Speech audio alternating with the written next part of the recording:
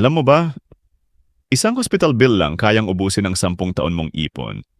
Yung perang matagal mong pinaghirapan, yung overtime mo, puyat mo, pagtitiis mo sa trabaho, pwedeng mawala lang sa loob ng ilang araw kapag nagkasakit ka ng malubha. Minsan nga hindi lang ipon ang naubos. Napipilitan pa tayong mangutang.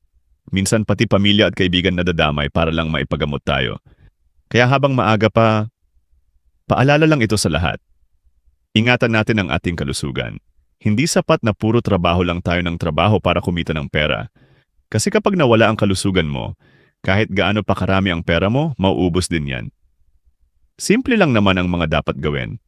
Una, kumain ng masusustansyang pagkain. Hindi puro instant, hindi puro fast food. Subukan natin kumain ng gulay, prutas, at pagkain na makakatulong sa katawan natin. Pangalawa, matulog ng sapat. Maraming tao ngayon kulang sa tulog dahil sa trabaho, cellphone, o stress. Pero tandaan mo, ang katawan natin kailangan ng pahinga para makabawi. Pangatlo, magpahinga kapag pagod. Hindi kailangang pilitin ang sarili kapag sobra na ang pagod. Minsan ang katawan na mismo ang nagbibigay ng warning. Pang-apat, iwasan ng bisyo.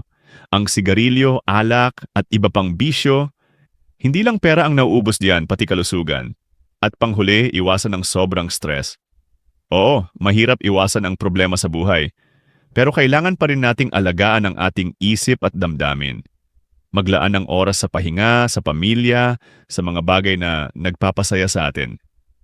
Tandaan mo ito, mas mura ang pag-iingat kaysa pagpapagamot. Mas madaling alagaan ang katawan habang malakas pa kaysa magsisi kapag huli na ang lahat. Kaya ngayon pa lang, simulan na natin, alagaan ang sarili. Ingatan ang kalusugan.